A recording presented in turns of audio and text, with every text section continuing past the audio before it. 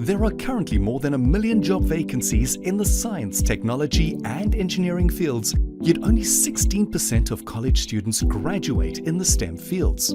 Education providers play a key role in helping students adapt to these social and economic changes. In aid of this, the MANCOSA School of Education have placed the teacher at the core of this transformation as they rethink the way teaching and learning is done for future generations through a unique concept called the iTeach Lab. Located at the heart of Durban, the iTeach Lab aims to empower and prepare teachers for the 21st century classroom through 7 intrinsically designed, high-tech, innovative labs that give the student hands-on exploration with science, technology, engineering, art and math. The first of the 7 labs is the Makerspace, a collaborative workspace that allows students to explore their creative side whilst developing both critical thinking and entrepreneurial skills.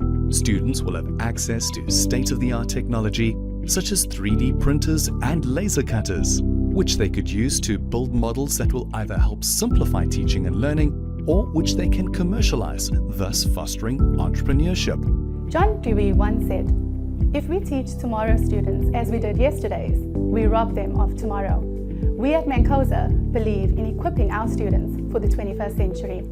The colourful strip of imagery on the walls connects students to the virtual world using an augmented reality app. In addition to technology, soft skills are also at the heart of the lab, with flexible workspaces strategically placed around the lab to foster collaboration and teamwork.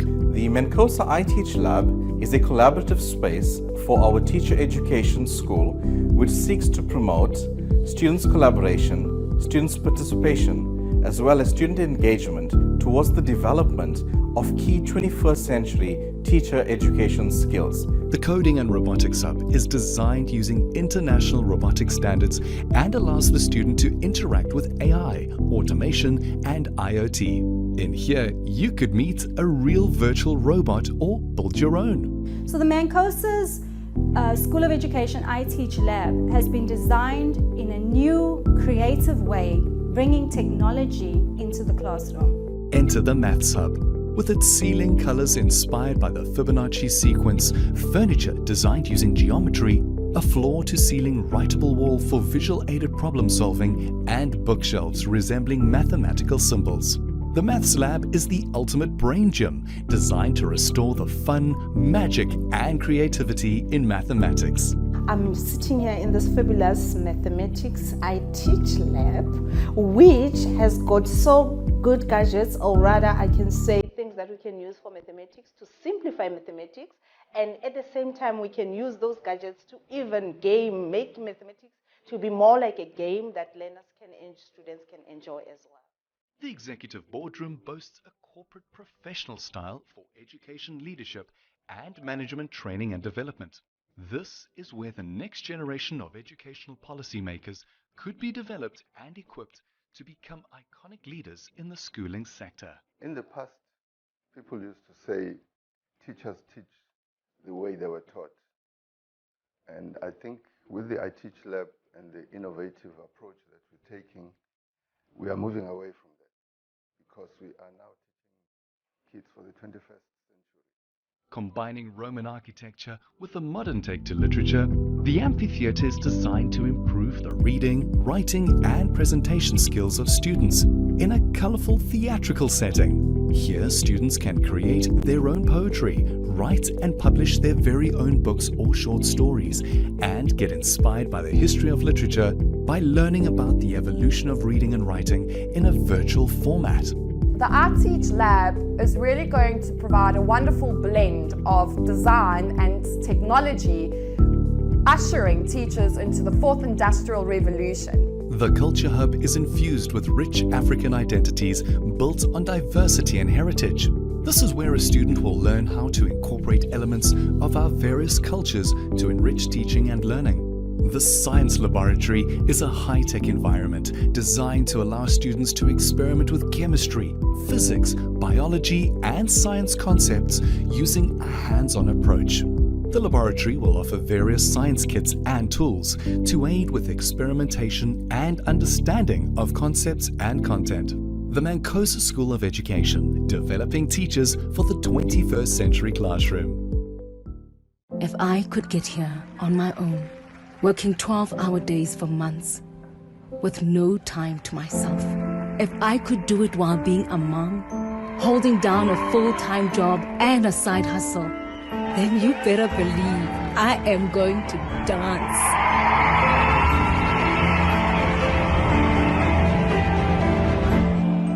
Enroll today at mancosa.co.za. MANCOSA. Dream it, we'll take you there.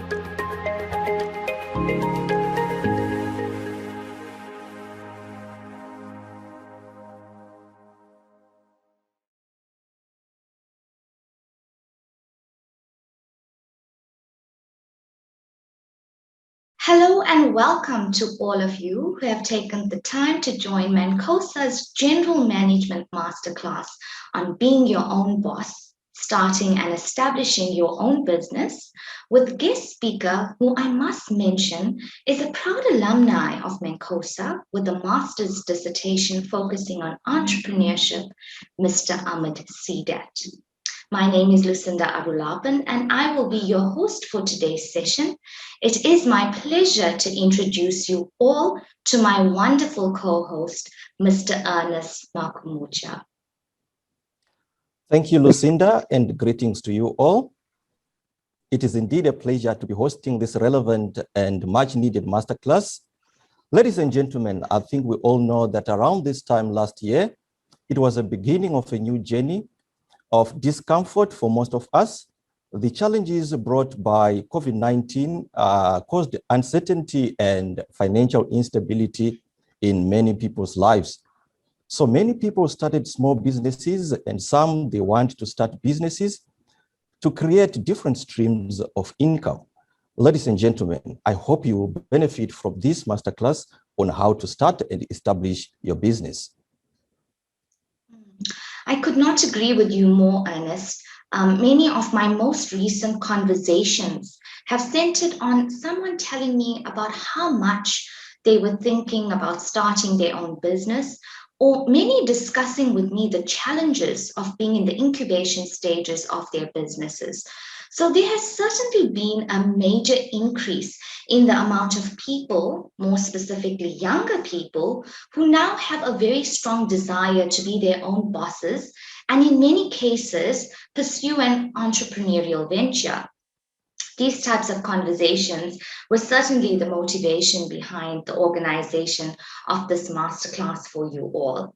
So to get right into this exciting session ahead of us, I now hand you over to the lovely Dr. Claudine Hingston, who has the privilege of introducing our esteemed guest speaker. Once again, a very warm welcome to all our attendees who have just joined in. Thank you, Lucinda, and greetings, everyone. I will now introduce Mr. Ahmed Seedat. Mr. Ahmed Seedat is a renowned author, mentor, and keynote speaker. He has spent years cultivating his knowledge and experiences into holistic solutions and empowering a multitude of entrepreneurs globally. His work nationally and internationally has earned him a spectacular reputation based on successful results. Mr. Seedat has vast personal expertise in the dynamics of family-owned businesses and academics. He currently holds a Master of Business Administration, exploring the same topic, which has encouraged him to author two well-known books. The first is Profits, Progeny Politics on the Challenges and How to Overcome Challenges in Family-Owned Businesses. And the follow-up edition is called The Dynamics of Succession in Family-Owned Businesses. Growing up, Mr. Seedat comes from a family business, and he noticed the dynamics of both success and failure. He also noticed many avoidable trends that affect successful businesses, pushing them towards a downward spiral. Raised from humble beginnings, his first attempt at tertiary education was cut short when he had to join the family business called MC Seedat in Grey Street, Durban. He later moved on to textiles manufacturing and sold the business in 2004, owing to family dynamics and other personal elements. He observed that over the years, a tsunami of corporate and multinational businesses had placed family-owned entities in an invidious position of adapt or die scenario. He also observed that, technological advancements are changing the landscape globally for all business types, small or large, and as such, family-owned businesses are suffering under the strain of such changes with no assistance to level the playing field. His company, Vector Consulting, therefore, invested in unearthing trends through its investigation into what does and does not work, revealing several methodologies that alleviate a magnitude of problems influencing growth and development. Mr. Seedat regularly hosts seminars, workshops, and monthly business breakfasts to address the ongoing concerns continuously raised by members of family-owned businesses. Ladies and gentlemen, I present to you Mr. Ahmed Seedat. Over to you, Mr. Seedat. Thank you, Dr. Hinston, for the warm welcome to this webinar presentation. I must tell you that going forward, it's the wisdom of the people in my life that played that very important journey that has taken to me. And so all the accolades that you've said is based on the wisdom and people that assisted me throughout our lives. I would like to go straight into what I'm speaking today, and it's all about to be or not to be. Whether it's nobler in the mind to suffer, whether it's nobler in the minds to suffer the slings and arrows of outrageous fortune, or take arms against a sea of troubles, and by opposing in them. We are in the new normal, and the new normal is we are in the VUCA world. VUCA, the acronym, is V, vulnerability, U, uncertainty, complexity, and ambiguity. What is the VUCA world? This is something that we need to. When we look at what Hamlet is musing on the comparisons between the pains of life, which he sees as inevitable, the seas of troubles, the slings and arrows, the heartache, the thousand natural shocks, and the fear of the uncertainty of death and the possible damnation of suicide. Where are we today? Are we in a similar scenario? Many of us have been through a very roller coaster past year since COVID has come in. But we are here today to find a holistic solution on this particular journey. As entrepreneurial enthusiasts, as well as entrepreneurial students and people that are really, into the entrepreneurial landscape will know exactly who we are and what we want to do. So this particular webinar today, it's all about to be or not to be. How do we move forward in the new normal? Continents. I must say, I was nagged by the late founder of MANCOSA, Prof. Korodia. May his soul rest in peace, to complete my DBA at MANCOSA. That is my doctorate. And I've got that. Hopefully within the next few years, I would enroll once times permit, fulfill Dr. Korodia's wishes. Being your own boss and starting and establishing yourself, what it's all about. My personal journey from family business and not at a late age, not in my teens. My journey started into the family business at a very young age. And the moment I could count from 1 to 10, I was plunged into the family business. And at that point in time, we're immersed in the family business. And that is something many of you all today that are watching this webinar don't have that comfort or luxury, because life has changed. We are in the new. Good day. We are having network connectivity problems. I think we are trying to resolve the issue. Just stay on the line. Yes, I can hear you now. Okay, I'm back. Sorry about that. Due to network challenges, we had to readjust. Thank you, Mr. Seedat. You can proceed. Okay. So as I was saying, my journey started at a very young age, and the moment we could count from 1 to 10, we were brought into the family business to start menial chores, and that luxury. Many of the current age children do not have that luxury because times have changed. I was brought up in a different scenario, in a different age. We have to bring our children up in a different age. So we have to look at how we assist family businesses, how we assist entrepreneurs in the new age.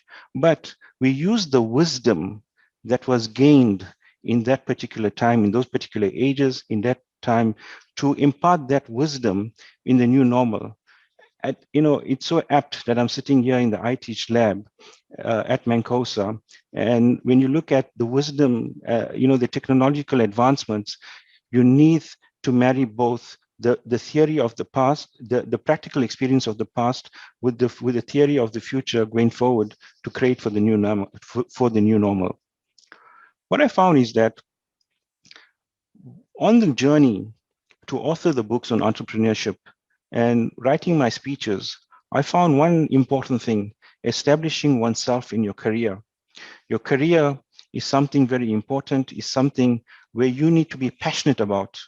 If you are passionate about your career, you have to, then you can be your own boss. Because I found that passion is the fuel for the journey. On those stormy days when you are pushing that steel ball up that mountain face, you need that passion to motivate you. You need that passion to say, you know what, I can do it. I can move up. That self-belief, that self-confidence in you. And how do you go about doing it? By building that self-confidence, what you need to do is that you need to connect with people. You need to disseminate a quality product that brings authenticity to your career. And that is something very important. If you got that quality product or the quality service, who you are, once you bring authenticity to who you are, you'll be able to establish yourself. And there's something else on this particular journey, which is coupled with authenticity, is relevance. You must be relevant. Many of you, from what I was told from the audience, are the students. What we found is that many students, when they are pitching to a Dragon's Den, or they pitch to us, or to pitch to banks, what you need to do is that you need to focus on the value proposition, your value that you are bringing to the table, your value, not only monetary value to yourself, the monetary value, the value to your community. So you stay relevant. If you bring value to your community, you are relevant. This is something intrinsic that you need to realize, that value to your community is something that brings value to yourself, and it brings sustainability to your business. This is something very important. And once you do that, you start building a very sustainable relationship network. And these networks, they assist you in times of on the coal face. When you're on the coal face, these networks come and they assist you, right? And networks, they assist you. How they assist is that when you are pushing that steel ball up that mountain, it really they are there to motivate you, and they are there to give you that positive energy. Sometimes as a single, a sole entrepreneur, a sole proprietor, or a person that's in business, they come and they assist you, they push you, they assist you, moving up the mountain. My journey started in uncertainty, right? Why I say uncertainty? It started in the year 1985. Yes, 1985. That was 376 years later from to be or not to be, as was phrased by Shakespeare in Hamlet. In 1985, just after matriculating and being first year in university, that was University of Durban, Westville, there was an infamous speech that took place not far from where I'm sitting here at the Durban City Hall. And that speech was by the then apartheid president, P.W. Botha, and it was called the Rubicon speech. And that Rubicon speech defined a lot for us of that generation in South Africa, because the Rubicon speech was all about what the government was not going to do. And post that, there was mayhem in South Africa. The Rand, as you know now, it's sitting between the band of 14 Rand to 14.50. But at that time, the Rand was 2 Rands, right? And 2 Rands to the dollar. And after the speech, the value of the Rand depreciated. What happened at that point in time? We're in an uncertain space that made us vulnerable. Many family businesses, right? They did not survive post the Rubicon speech, because what happened? A debt that was for $3 million, right? Ultimately, that particular debt, the clients were sitting, the people were sitting like 13, 14 million rands within a very short period of time. And you must know, if your business was generating 2 million rand or whatever, around 2 million rand a year, that set you back 7 years.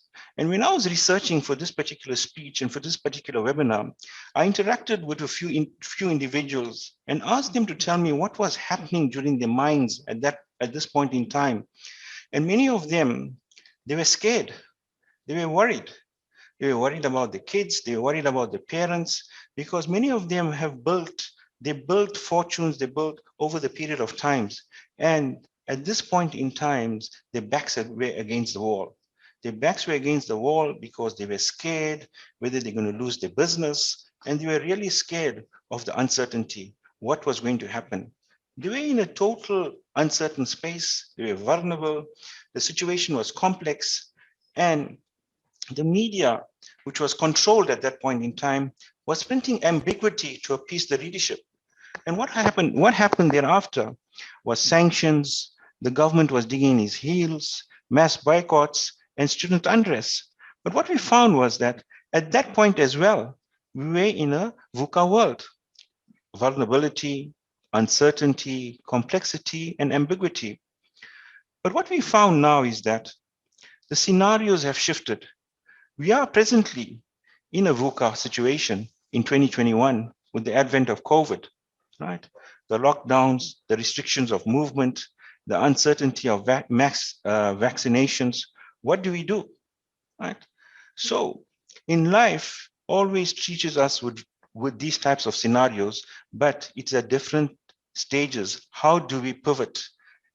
In all discussions and on radio and in various interviews, people ask you, how do you pivot? We have to change. The individual that spoke to me earlier on my research, when we spoke about the Rubicon and the impact on their business, he told me one thing. At that time, we lost a business, and that business was giving our family a very healthy lifestyle. But after we lost that business, we went into a transition period. And in that transition period, we rethought about what we're going to do.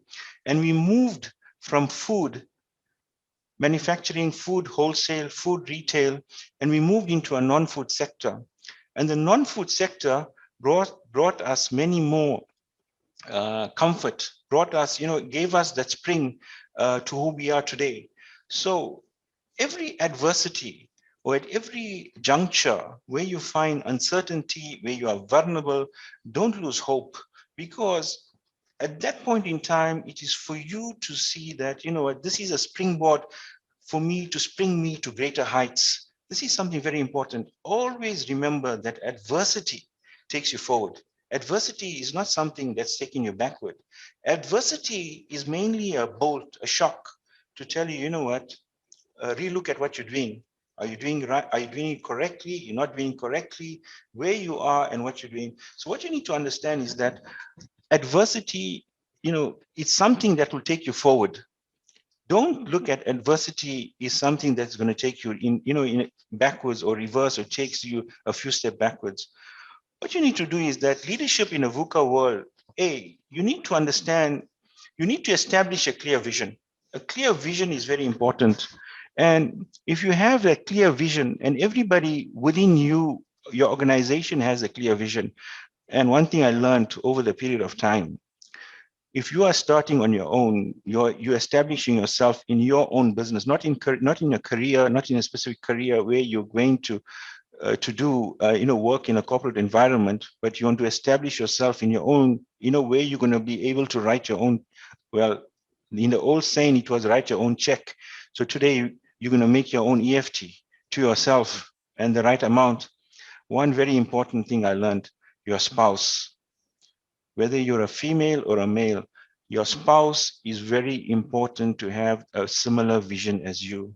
If you do not have the similar vision, if your spouse does not have a similar vision as you, as how you're going to, on this journey of establishing yourself, you find it's going to be a rocky road.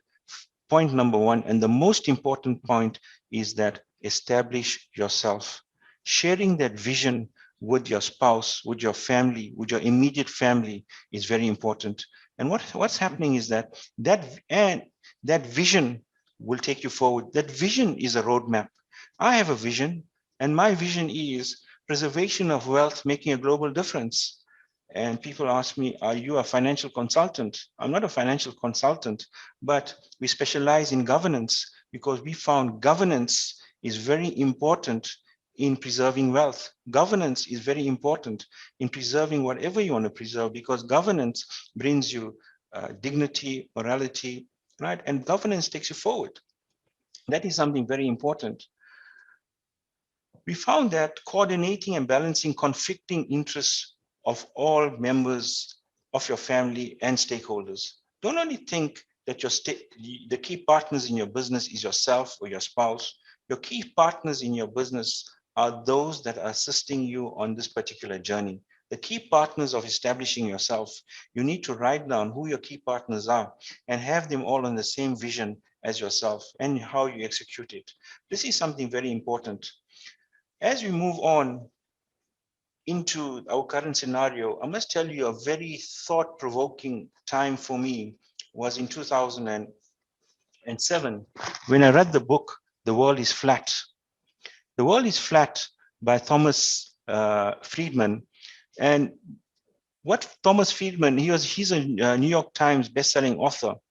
And where we are today, I'm talking to you remotely in Durban, and many of you are around the world or around different parts of the African continent.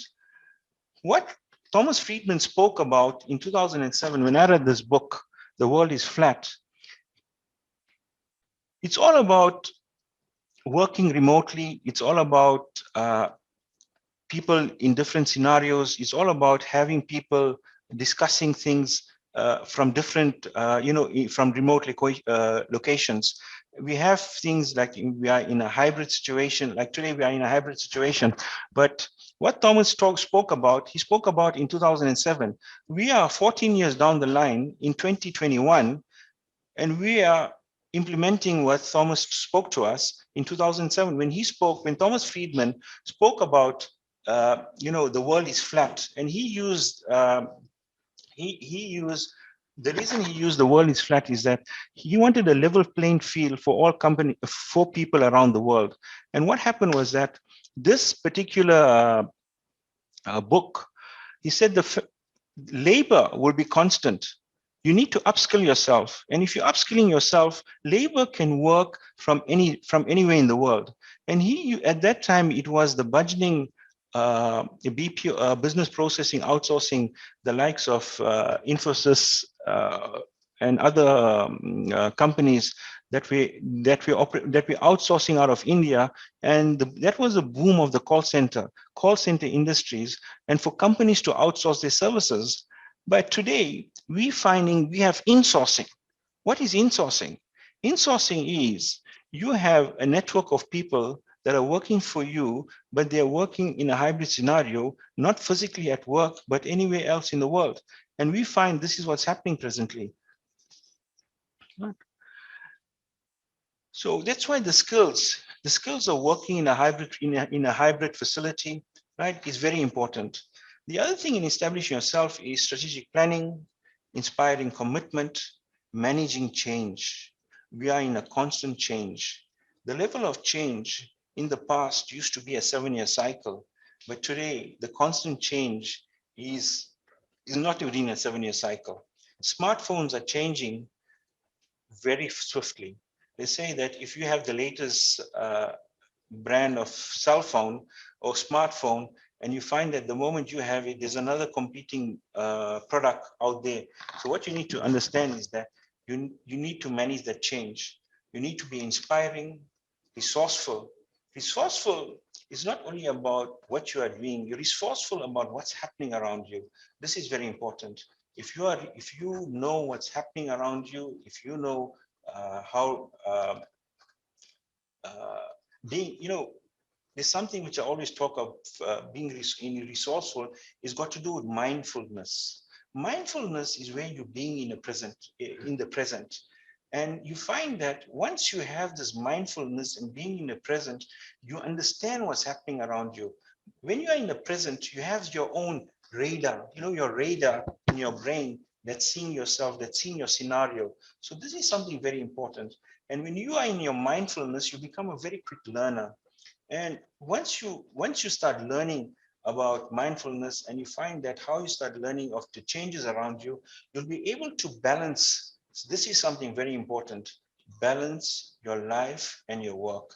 And we found that if you are balancing your life and your work, you'll be happiness. There'll be happiness. And when there's happiness, you'll find that automatically things, positive energy flows. This is something that's very important.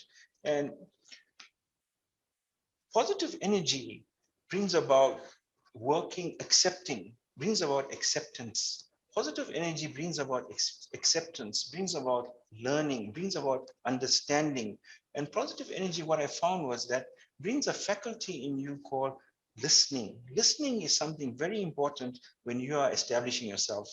You need to take what's relevant, right? When you listen, when you listen to whatever is being sold, but consume what's relevant. This is very important. You need to consume what's relevant to you, because you don't consume everything what you listen to. You don't consume everything what you've seen.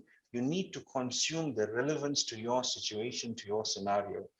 Always put yourself first. Like I always tell my friends and at speeches and when there's Q&As, one thing is that you are your own boss. You dictate your terms. Don't let your terms be dictated by somebody else when you are in the driving seat. When you are driving your motor vehicle, don't ever leave your steering wheel and you manage the pedals and get somebody else steer your vehicle.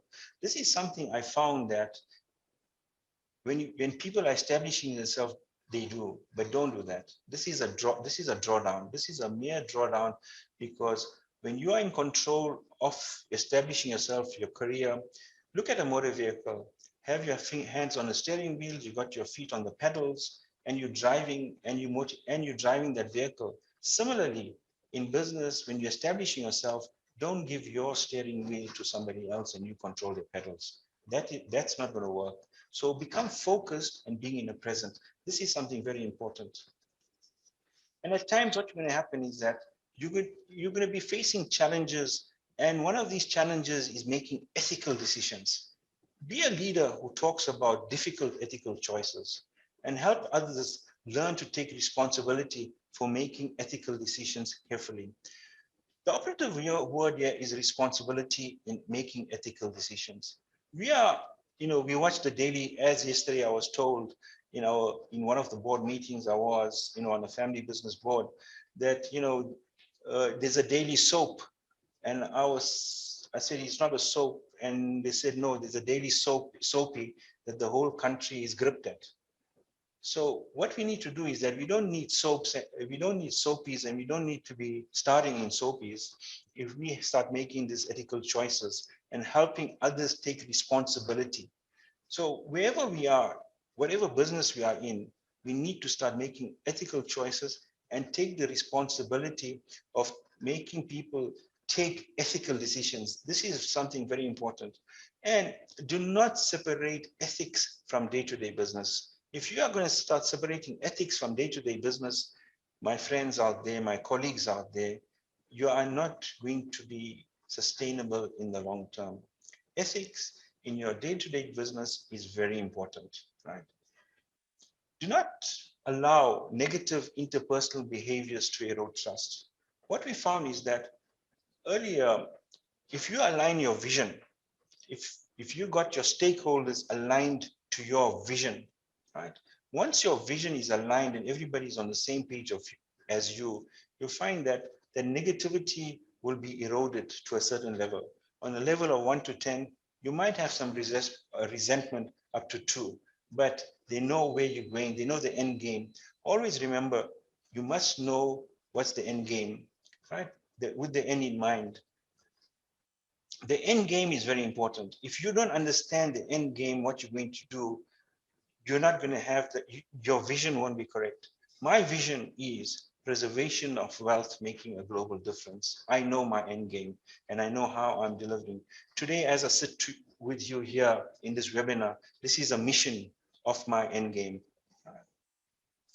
And do not think about ethics just as, by following laws and regulations. Ethics is about doing the right thing, doing the right thing. Am I doing the right thing?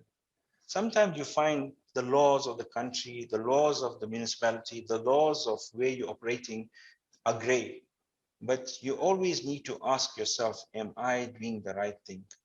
Right? Is my family doing the right thing? Is my staff doing the right thing? Are we doing the right thing? That is something which you need to ask yourself when it comes to being an ethical leader, right? And what you need to do also, ethics is not all about doom and gloom. Celebrate it. I found that once you've done an achievement and you've progressed and excelled on an ethical decision, celebrate it. A celebration moment is something very, very important, because at that point in time, celebrate your successes, celebrate, and that celebration brings about a positive moment in your life. And you know what, I did something right. And that is something very important. And ethics is something, it's an ongoing learning journey, which we need, which we need it all the time. Ethics is the oil of the company. If you don't have the ethics in the company, you find that you're going to run out of oil, your engine is going to seize. And how your engine will seize, so that's how you look at ethics as the oil. Ethics as the oil of the company. Ethics is the oil as how you have the oil in a motor vehicle. So that's how you look at ethics in this thing. So therefore, what I'm saying is that leaders who lead ethically are also role models for themselves. And what happens is that when they are role models, they are responsible for communicating the importance of ethical standards. They are there. When you establish yourself, you are there to hold people around you accountable. So it is very important. Ethics is a very important conjuncture in business. And what I found is that ethics is part of the holistic solution. If we look at the holistic solution of why we are here today, where we are, how we're going to be, establishing ourselves, I found is that ethics is one of the most important things. And ethics, what happens is that it holds the business together, just like how the oil keeps the engine well-oiled and greased. I found ethics to be that in business. Leadership may therefore be the most important lever in an ethical system designed to be your own boss and starting and establishing yourself. I'm finishing off now. In conclusion, I would like to say that preservation of wealth, making a global difference, is my vision. Start with the end in mind. What is your vision, right? Running a family business can be rewarding, can be challenging, and these rewards come from working together. And the most important reward that I found was that having your spouse together in your vision. So, and when you have them in your vision, when they understand your vision, there is love. You know, love comes in various different ways. The platonic relationships and the platonic love that comes from those around when they understand your vision is very important. And this, when you have all of them in your vision, you find that there is less misunderstanding, right? And expectations are very low. And you find that having a proper planning system, it makes something very important. The other thing we're coming to is that communicate openly in your business. Communication is very important. Communication, setting KPIs. And what I found was that setting key result areas in businesses, right? At every aspect, you must know what your key result area is. Then you look at your key performance areas, and then you come to your KPIs. In today's understanding of what I'm seeing presently is that many people will just look at key performance indicators. But if you look at the dashboard all the time, you're going to find that your fuel tank is low on fuel. Your car, you start conserving petrol. Your motor vehicle is not, you're not driving at optimal performance if you have to drive on the highways here in South Africa at 120 kilometers an hour. So what you need to do is that the key result area is that for you could be that your fuel must not go below a quarter tank on this particular journey, but what your key performance of the motor vehicle needs to be to achieve your target. So your key performance of your motor vehicle needs to be at 120 kilometers an hour, and your key performance indicator will be what will be your fuel consumption. So in business, you align yourself like this. When you're establishing yourself, start thinking on these types of concepts and take the basics of life. And the basics of life of what I found is that look at the analogy of a child, and you find that how long it takes a child to be born. So take your business, take the first 9 months of your business and use that as an analogy, okay? The gestation period of your business. Thereafter, look at the next 3 months after the business is born. Look at the child. First, they start on the back, then they move to one side, and thereafter they start crawling. Once they start crawling, then they start running from about 11 months onwards. So look at this analogy of a child which is around you and how you can take it forward, right? When you set your KPI, your key performance indicators, your key result areas, and your key performance areas, you must have a performance review of yourself. This is something very important. Don't find somebody to come to you and and crit you and and demotivate you. Understand where you are. You can do it online. There's various models online, right, that are very cost effective. But analyze yourself, analyze your business. And what you find is that the moment you analyze this, you find that you know where you're going. If you're going off track, you can come on track. And this is very important. Always review yourself. If you do not review yourself, you find that you go off the track. I've seen that with new entrants, new family, new entrants into family businesses. It's all about, it's about me. I'm the man. I'm the person. I'm the dude. I'm going to be doing this. But they don't. 6 months down the line, hey, I don't know what went wrong. One of the reasons was that they did not understand. They did not review what they were doing. Don't have that system of, what, I'm the dude, I'm the man, I'm the person, right? What you need to do is that always understand whether you're going on the right page, whether you are going on, you must be able to review yourself.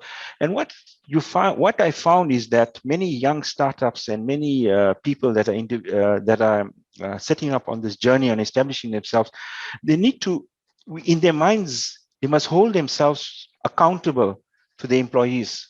This is something which I call reverse, because once they start holding themselves accountable to the employees without the knowledge of the employees knowing, they find that they start making decisions that impact the business in a very holistic way, and their businesses have become very sustainable. So that's why have a self accountability to your employees or people around who are dependent on you. And what happens is that your decision making becomes much more ethical, and you hold your integrity. Remember, when you hold discussions, when you have meetings, always keep shop talk to a minimum. Treat your employees fairly. Don't be afraid to let your family members fail. And when you make business decisions, always remember the repercussions, whether positive, whether negative. Look at things from all angles. Many people look at my business card. When we look at my business card and say, is it right? Am I seeing something right? I say, we need to look at things from all angles. If you do not look at things from all angles, you need to look at scenarios. Scenario planning is very important. Scenarios are very important. And this is something you need to look at. Every decision has a cause and an effect. So what is the effect? Is it negative? Is it positive? Where are you in this effect? So this is something very important. Keep shop talk minimum at home. I found that family businesses like you, when you start up, if you keep shop talk minimum at home, you have a very healthy family relationship. And family relationship, if you have that comfort at home and you go well, if you have a good night's sleep, you are able to perform much better. As I say, leave your work scenario, your office scenario, or your business scenario at your door. And when you walk into the home, this is how you leave your coat on the rack. Leave your work scenario on the rack. And when you leave the next morning, when you grab your coat, when you grab your bag, you take it with you. So this is something very important. Keep shop talk minimum at home. Treat your employees fairly. Don't be afraid to let family members fail. If let them fail, boost them, and then you'll be able to take them forward. And also make family decisions that are holistic. This is something very important, which I found, is that form an advisory board in your mind. Have a few people around you that, if you need to make a decision or you need to talk about something, form an advisory board, and preferably that advisory board is not your family members. This is totally out in a very different scenario. Before, you need to question yourself. And when you question yourself with other people that are on the same wavelength as you, you find that you start making informed decisions. This is something very important. Last but not least, as I'm closing up, have a simple value statement. This is very important. A value statement, a business value statement, and this value statement or a value charter, and have that in front of you. And what I found is that if you say your value charter as a prayer every morning in your business, and when you start up, this prayer conditions your mind and conditions that positive mindset. I'll give you an example. We started a simple prayer based on the company's vision, mission, and and their values.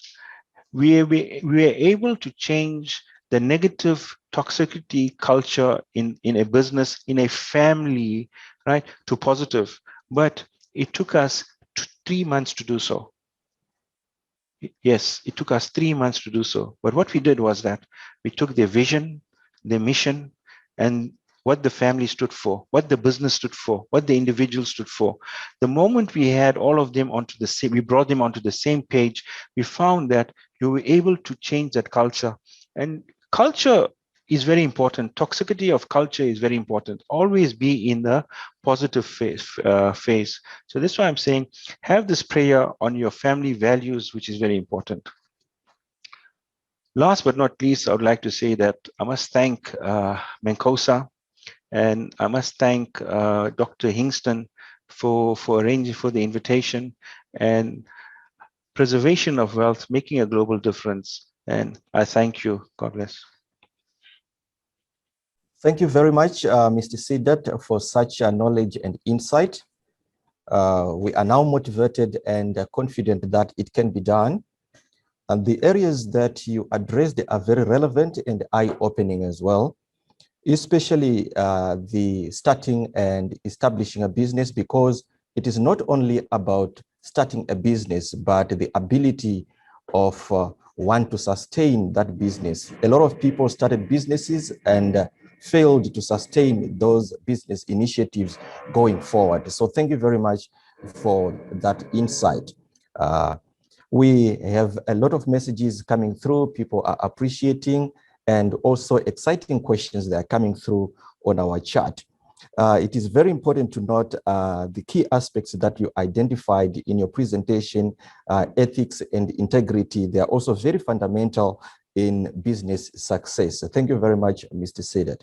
And I'm going to start going through the questions that we are receiving from the chat. And we also encourage you to send more questions. We still have more time. Hopefully, we'll be able to address all of the questions that will come through. The first question that I'm going to start with, Mr. Seedat, says, a lot of startups struggle with funding or capital. What advice can you give on how to secure funding for one's business? Yeah, we look at funding. I come from a background is mainly on governance, but the funding mechanisms that we're using presently is that the type of businesses that you're looking for. I can give you advice on how to populate your business plan.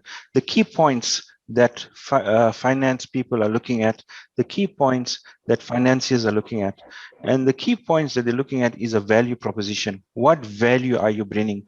It's not about how much money you're making. You must show that you are sustainable by showing your value. But when you go to government agencies as CIFA, you go to government agencies, the development financial agencies, the IDC, it's all about sustainable businesses, A. B, what value are you doing and what you're doing for the community, right? There is money out there from the development financial agencies which are there, which is CIFA, which is IDC, but what we need to do is that the many drawbacks that I found, and this is something which I'm going to talk about, is not about one of the reasons why people are turned down at the DFIs and banks is that they are not showing the value they're bringing to the party. They're not showing the value that they are bringing for the community. The mindset of being in business today, it's about collaboration. So you need to collaborate. You need to be in sync with your network. As I said earlier on in the webinar, that you need to be relevant.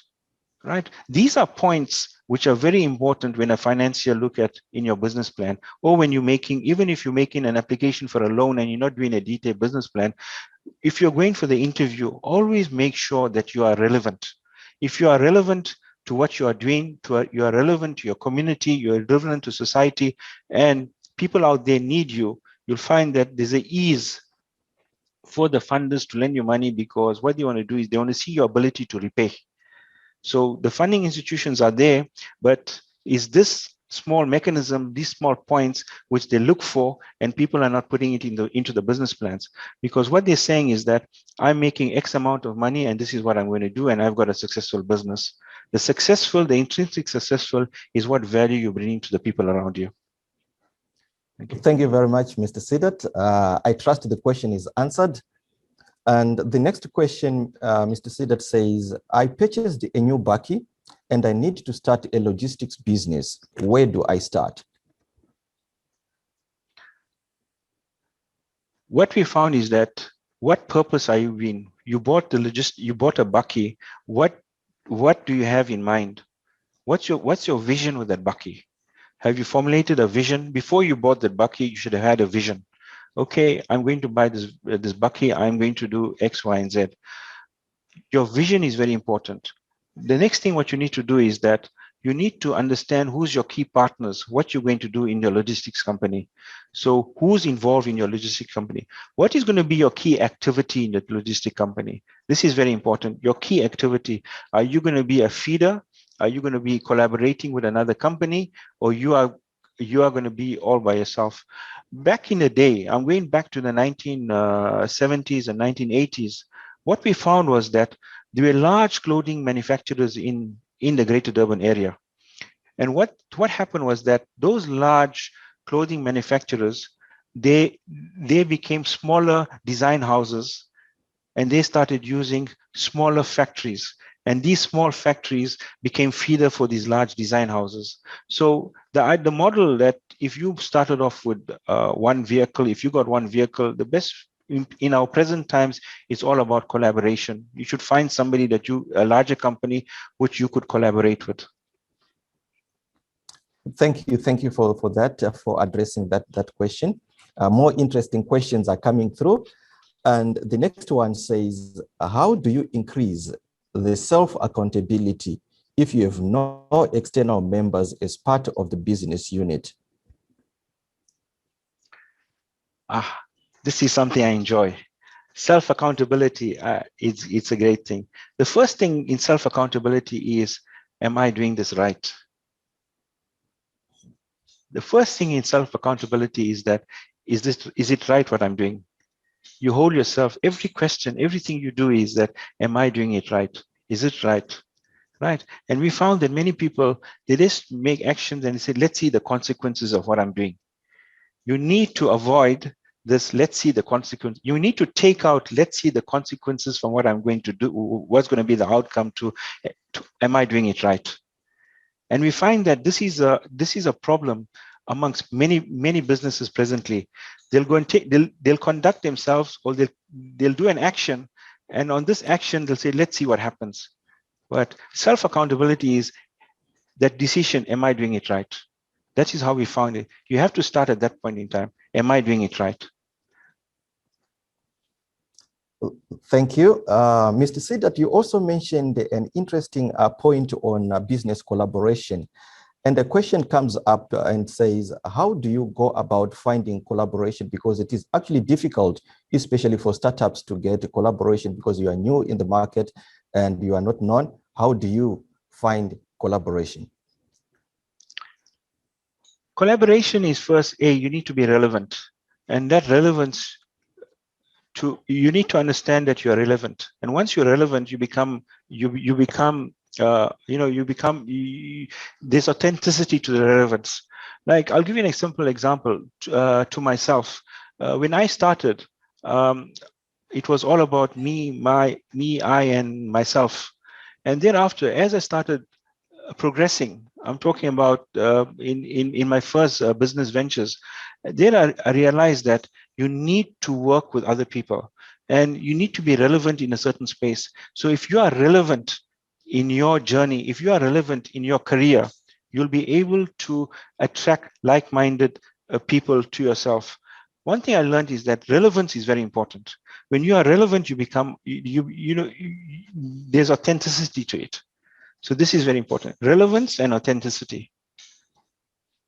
Yes, thank you, Mr. Seedat. And the following question is a follow-up to what you are just talking of. And the question says, I would like to know, how do I align my business goals and make them relevant to the community? The first thing to do in business, when you start off, you need to understand your community. What is your customer segment in your community? Your customer segment in your community is very important. When you understand who your customer is, you create a value proposition, right?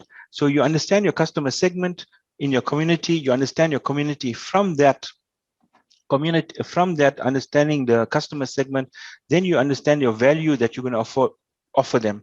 So the first thing you need to do is that Identify your customer segment, identify their needs, identify what's the basket that they have within that community. The basket price, meaning, whether it's example, a 50 Rand basket or a 100 Rand basket, and you look at that value that you'll bring to your community.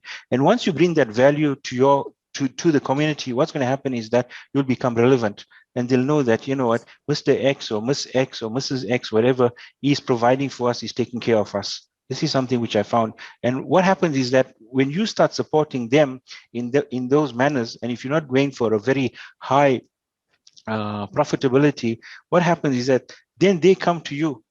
They automatically make you sustainable. Thank you. Thank you for answering that question. And more interesting and exciting questions are coming through. We know that ethics and profitability are always competing factors. And a question comes up and says, how does an entrepreneur balance ethics and profitability? Ethics and profitability. It's all got to do with need, wants, ego, and power. It's a balancing of your need to your want, right? If you can balance your needs and wants, right, you'll be able to balance profitability and ethics. It's all about needs and wants. This is something I found in many businesses. You find that today, people that compromise ethics, it's all about living beyond the means, they want to be a powerhouse, they want to be, it's about ego. So this is something very important. The individuals need to balance their needs and wants. Thank you. I trust that question is addressed effectively. And another question says, what are your views on starting a business from home, running as a sole proprietor? Is this an effective way to start a little entity? Do I still need to be registered, to be VAT registered and tax compliant? I'll have a disclaimer there. I'm not a tax consultant, right? But from what little I know is that many businesses start off in bedrooms. Many businesses have started off in dormitories. Businesses such as Google, Microsoft started off in a dormitory, the conceptualization of that. So when you start off as a sole proprietor, you find that it's your start. You know where you're going. And from that small hustle, which you start in your home, it grows into a large business. But there's no this thing of not starting at home. It's very important. It's good. Many businesses today, large businesses, have started off from home. So starting off from home, it's a good initiative because you curtail your costs, your overheads are low, and you'll be able to manage your entry into the market. Because when you're starting off, it's you could have a product that's valued at 5 rands, but the market acceptability for the product will be at 3 rands because you're a new entrant into the market. So it helps you to curtail your costs and manage your costs to sell your product at those different price points. Because when to penetrate a market, you'll be entering into a price war the moment you start. So until you settle down and when you can command the prices. So it's good to start at home. Thank you. I trust that question is answered very well. The next question says, I registered a business. I usually struggle with writing up a business plan. I think this is related to what you highlighted earlier on about developing a detailed business plan. So the question says, I usually struggle with writing up a business plan. Is there any assistance or guidance that one can receive? The main components of a business plan is A, you must know who your key partners are in your business. Right? Your key partners, the second thing is that what you're going to do, your key activities, right? You need to know who your customer segments are, your customers' needs and wants, whether you're aligned to them, the value that you're giving to your customers, how are you going to deliver your message to your customers, how are you going to do your marketing drive, how are you going to do your distribution to your customers. These are the main points. And thereafter, what's going to be your cost structure, right, for your business. And lastly, your revenue streams. Always make sure in a business plan, have at least minimum two revenue streams. What we found is that when we're assessing business plans, many companies or many individuals that are starting off, they only talk of one revenue stream, right? And that is something which is frowned upon by dragons out there, by people out there that want to. So they want to look at different revenue streams. So this is something very important, some insights from sitting from across the table, as well as lastly, the most important thing is that what value are you giving to the community? What value are you bringing to the table? Not as a monetary value, but the value of the product and how you'll be improving lives. That is very important. Hey, thank you very much for all that knowledge and insight that you are sharing with us, Mr. Seedat. Earlier on, you mentioned great and wonderful principles of running a family business. And another question comes to say, how do we ensure that business decisions that we make in a family business do not affect family ties? This is something very important.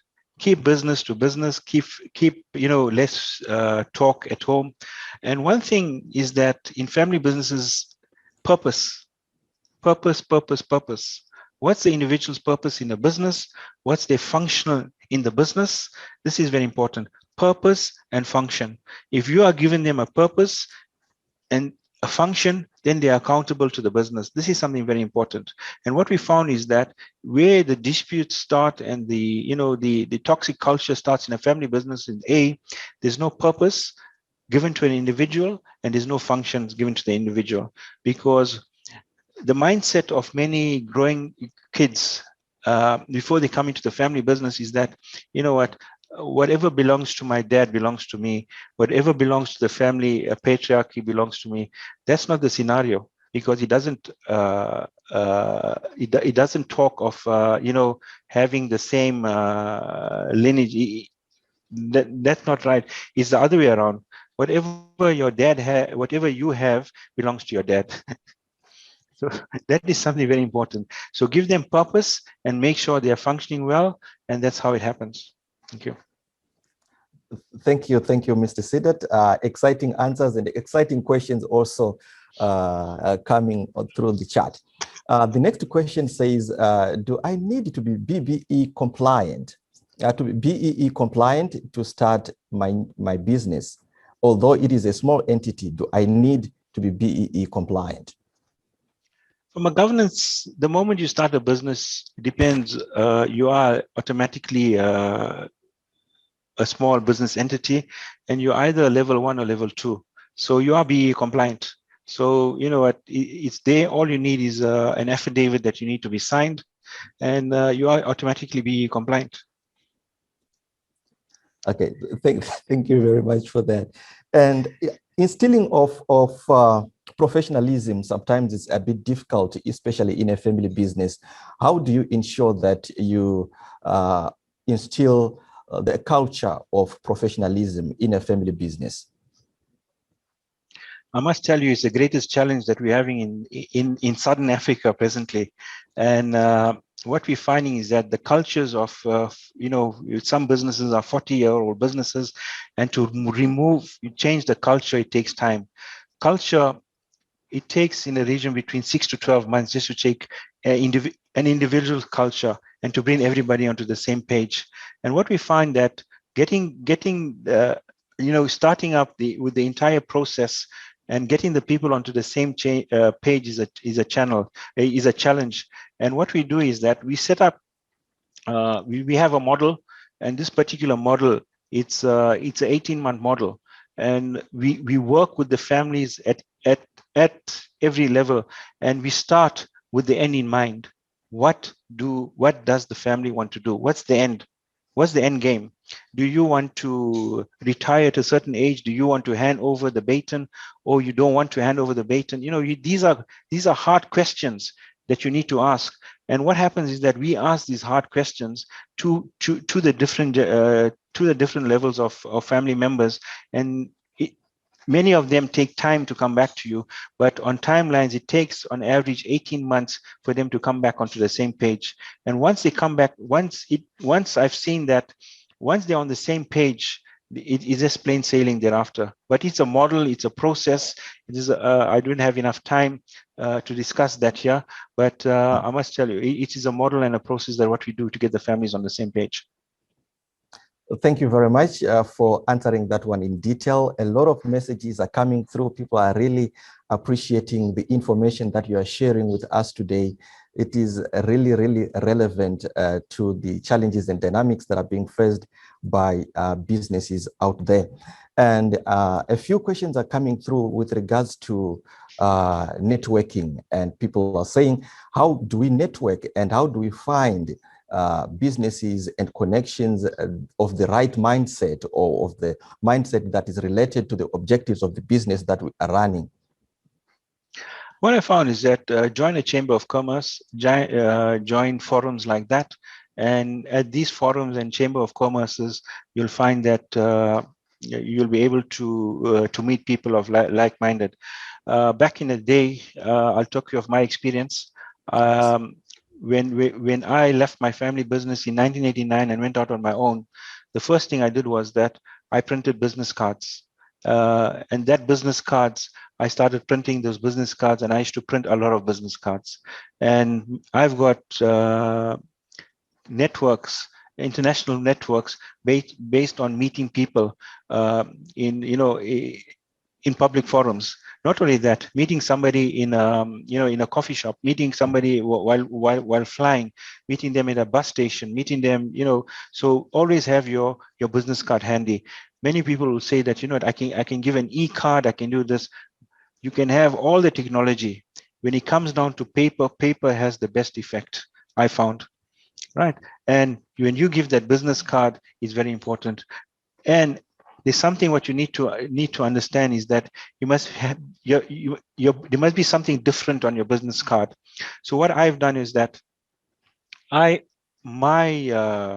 logo is on the right side, but if you look at your logo behind you, you've got MANCOSA below. What I've done is that I've taken my vector consulting and put it upside down. So when everybody looks at it, did I make a mistake? So when the guy sees me, many people have lost my name, have forgotten my name, but they remember my business card. You're the guy with the upside down business card, right? So it's things like that. So that's how you create network. You need to create a mindset. You need to make people, you need to be relevant, and people need to understand, when they see your business card, they must remember you. Thank you, Mr. Seedat. That is very exciting and informative as well. And the question that follows says, what is your view, Mr. Seedat, on stokvels to raise startup funds or capital? Stokvels are very important in our economy. Stokvels, we go back to ancient cultures, and Stokvel is now, we are in the in 2021, but Stokvels has been running, when you look at Asian cultures, for many thousands of years, and where communities put money together to start a business. And stokvels is one of the most important ways of generating cash and starting off a business. And I know of stokvels have evolved into cooperatives, and out there's some cooperatives that have really excelled. And cooperatives, stokvels have become cooperatives, and those cooperatives have become some international companies, especially in the agri commodity space in Asia. So stokvels is a very, it lays the foundation for a very large, community-based company.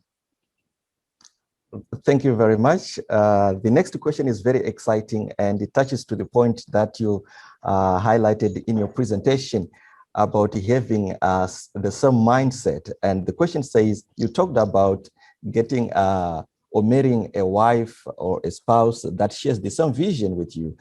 And how do we deal with a situation whereby we don't share the same vision in starting and running a business? It comes back to needs and wants. You see, when it comes to spouse, it's all about needs and wants. Now, you find that I may be, taken to task on this answer, but what I found is that if your vision is created for the need, you need to explain to the wife or to your spouse how you are going to satisfy the want. This is something very important. If you say that this is where we are now, right, and this is the goal, this is what you require, right? Many spouses today, they want to have a good, they need to go for a holiday, they want to eat out at least once a month, whatever. We need to do X, Y, and Z. This is how we're going to do it, right? And we're going to achieve that. And if I don't achieve that, if I come to 50% of that, what I'm supposed to achieve, let's put that into a separate fund, or let's invest that money, or I'll buy you something else for that, or I'll give, we'll celebrate on occasion.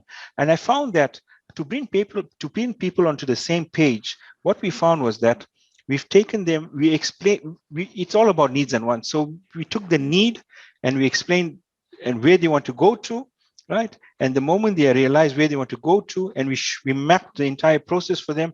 So it was all about the needs and wants. The moment you satisfied, you are able to satisfy the want that they require. They're on the same page with you because they know now, you know what, I'm going to achieve what I want to achieve. I'm going to get what I want to get. It's all about that. The moment it's all about needs and wants, and dangling the the monetary value at the end. That's true. That's true. Thank you very much, Mrs. Seedat. More questions are coming, but I'm not sure if with our time we'll be able to answer all the questions. We are going to take 3 more questions before the end of this session. The following question says, should you start a business with the end goal of selling the business? Many entrepreneurs do that. If you look at people like Thomas Edison, you look at other famous entrepreneurs, Alexander Bell, what they did was that if you look at look at entrepreneurs around you, all they're doing is that they build businesses and they sell businesses. This is something very important. I've started a tech business, and this tech business, we built it to a certain level, and where it is on a market where we have been approached to buy it, because you have become relevant. So what you need to do is that entrepreneurs build businesses and they sell businesses and they use it as a stepping stone. And one of the I'm following somebody very closely presently, and what this person did was that he formed a fintech company, and this fintech company, he took it to a certain level. He sold the business. He sold close on to 80% of the business of this fintech company, but the money realized from this particular business was for him to get capital to invest into another business which is much more larger than this fintech business. So use your businesses. If you want to sell a business, this is something which I didn't touch on, but this question is very relevant, is that build a business. You can build a business to a certain period, to a certain size, sell that business, use the capital of that business into another business, because you need to understand life is evolving. Everything is changing. So you can be raising your own capital instead of going to financial institutions to raise your capital. Yes, thank you very much. Very insightful. And someone is saying, what suggestions would you give to someone who has great business ideas but fails to turn these ideas into a business venture? We know that most of us, we have good and great business ideas that we want to execute, but we fail to put that into action. What suggestions can you give? Based on experience, the first thing you need to do is that you need to write it down. If you do not write it down, it will still be an idea.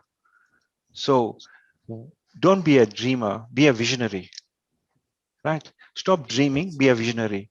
We found that to be or not to be, whether you want to be an entrepreneur or not, whether you want to establish yourself or not, be a visionary. Don't be a dreamer.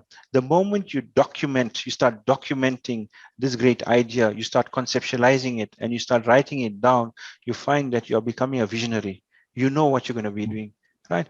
If you haven't started writing it down, you haven't put it down to paper, or if you haven't typed it out on your laptop or on your phone, you're a dreamer, right? So you need to make the step from a dreamer to a visionary.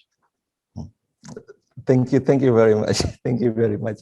And when it comes to partnerships, what are your views on starting a business as a form of partnership? I'll give you 2 different aspects of this. The first aspect is that I was involved in a partnership very early in my career. And I was told at that point in time by an individual. Don't get involved in a partnership, because a partnership is a sinking ship. But my thinking is a bit different to that, because based on my experience of that partnership, partnerships, joint ventures are good, but you must know, everybody in that partnership or joint venture needs to know their purpose, they need to know their function, they need to know their deliverables, right? And their key results, what they're bringing to the party and how they're going to deliver. If you don't have those points down, if you don't document those points, the partnership will be an issue. There'll be challenges. The relationship will become toxic. But you must document. Governance is very important in a partnership. Governance is extremely important in a joint venture, right? So governance is very important. If your governance is not right, if you don't have a basic shareholders agreement or a partnership agreement, right, what's going to happen is that you're going to have challenges in the partnership. Thank you very much, Mr. Seedat. And the last question that I'm going to ask now is that what do you advise people who are in business already but having financial challenges? The first thing we're doing is that in a South African mindset or in an African context mindset, where, because I consult extensively in Southern Africa, I found that we need to define needs and wants. We need to define what's relevant to our business, what's relevant to us. We need to define our value proposition. If we define our needs and wants is the very first step. We found that post-COVID, many restructuring processes, we found that corporates, or we found the main shareholders or people in family businesses were taking up to 70% cuts in salary. Why wasn't this before COVID? Why are you doing it now? You know, it's things like this.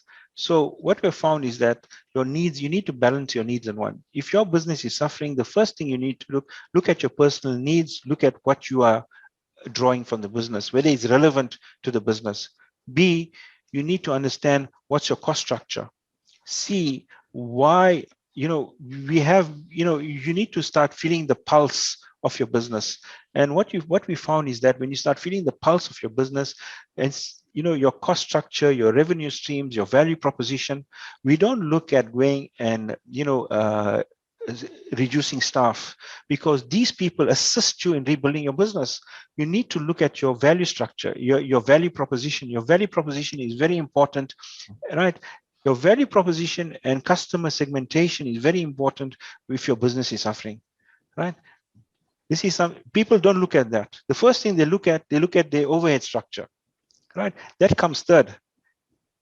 So what you need to do, look at your value and your value proposition, and look at your customer segment, whether you are satisfying your needs of your customer. That is very important. Thank you very much, Mr. Seedat, for the wealth of information and knowledge that you are sharing with us here. We managed to address most of the questions that were posted on the chat.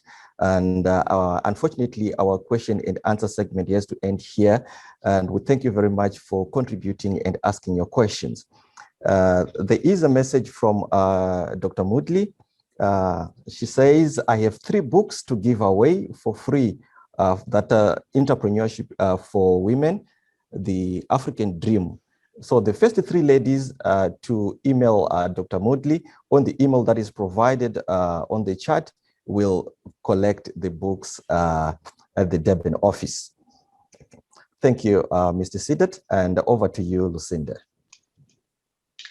Thank you, Ernest, and thank you, Dr. Moodley, for that kind gesture.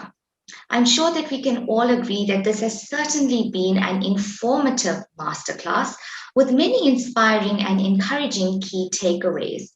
It is only right that thanks be given after any successful event, even if it is virtual. And so it is my pleasure to hand you over to Mrs. Shireen Iraman, who will now deliver a vote of thanks.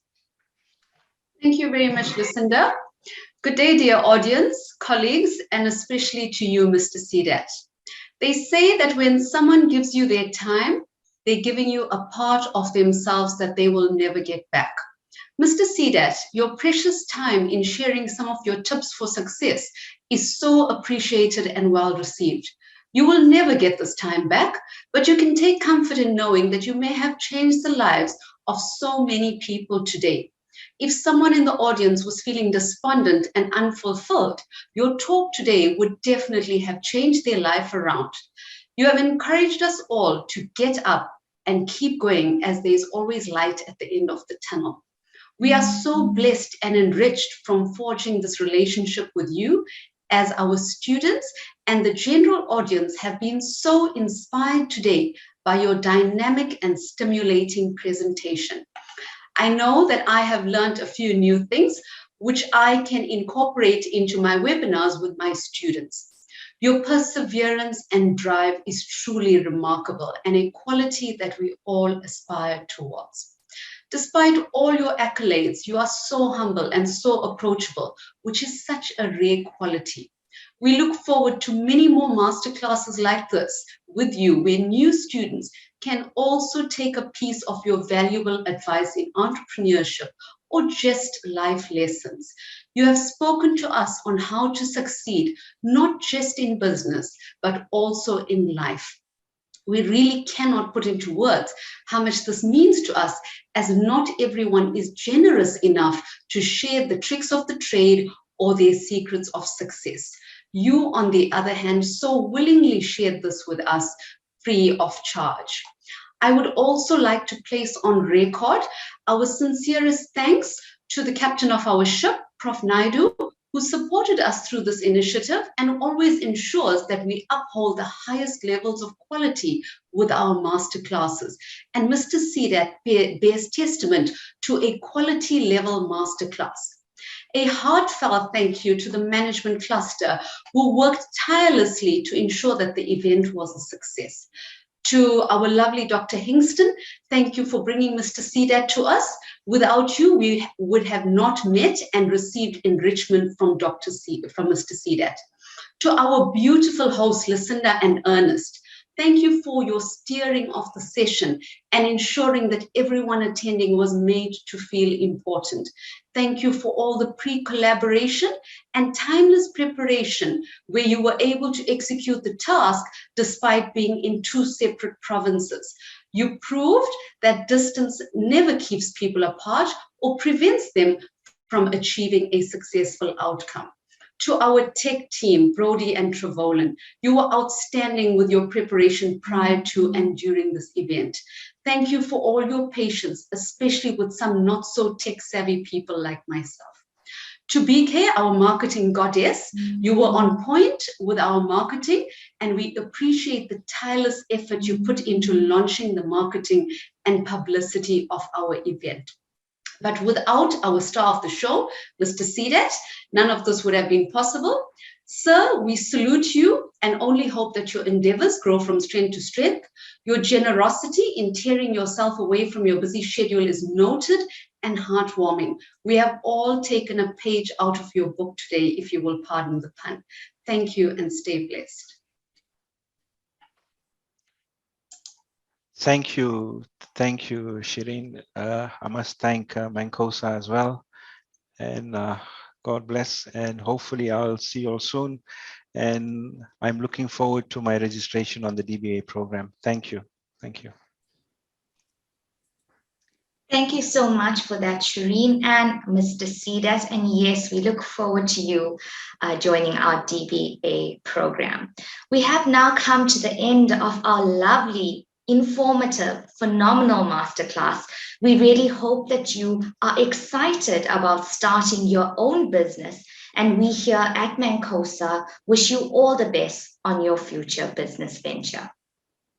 Until next time, have a great day further and all the best with running your business. Thank you. There are currently more than 1 million job vacancies in the science, technology, and engineering fields, yet only 16% of college students graduate in the STEM fields. Education providers play a key role in helping students adapt to these social and economic changes. In aid of this, the MANCOSA School of Education have placed the teacher at the core of this transformation as they rethink the way teaching and learning is done for future generations through a unique concept called the iTeach Lab. Located at the heart of Durban, the iTeach Lab aims to empower and prepare teachers for the 21st century classroom through 7 intrinsically designed, high-tech, innovative labs that give the student hands-on exploration with science, technology, engineering, art and math. The first of the 7 labs is the Makerspace, a collaborative workspace that allows students to explore their creative side whilst developing both critical thinking and entrepreneurial skills. Students will have access to state-of-the-art technology such as 3D printers and laser cutters, which they could use to build models that will either help simplify teaching and learning or which they can commercialize, thus fostering entrepreneurship.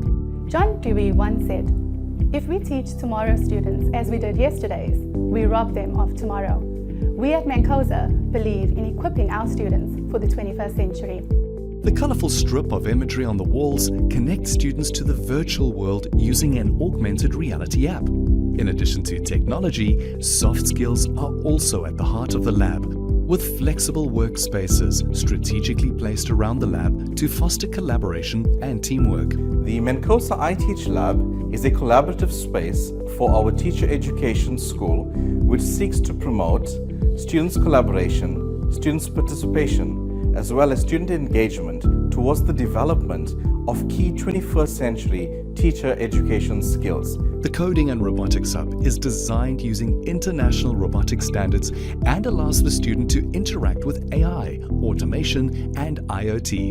In here, you could meet a real virtual robot or build your own. So the MANCOSA's School of Education iTeach Lab has been designed in a new, creative way, bringing technology into the classroom. Enter the Maths Hub.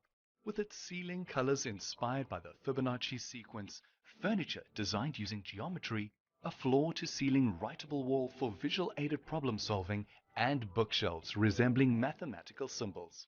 The Maths Lab is the ultimate brain gym, designed to restore the fun, magic, and creativity in mathematics. I'm sitting here in this fabulous mathematics iTeach Lab, which has got so good gadgets, or rather I can say things that we can use for mathematics to simplify mathematics, and at the same time we can use those gadgets to even make mathematics to be more like a game that learners and students can enjoy as well.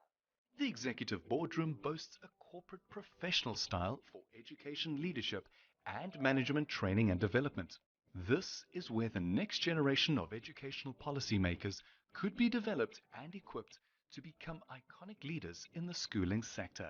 In the past, people used to say, teachers teach the way they were taught.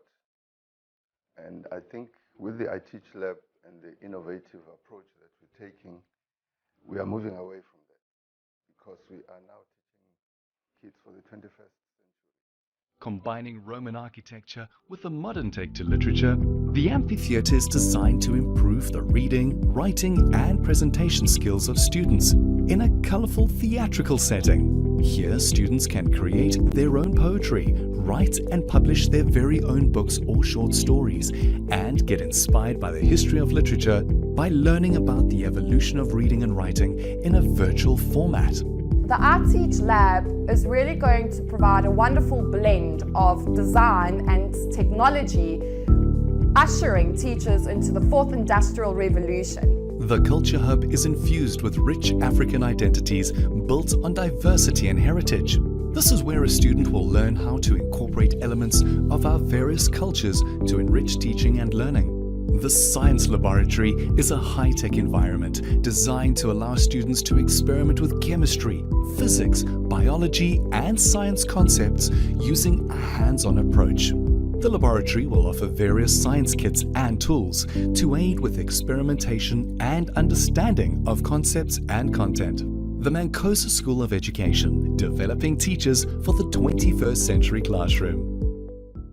If I could get here on my own, working 12-hour days for months, with no time to myself. If I could do it while being a mom, holding down a full-time job and a side hustle, then you better believe I am going to dance.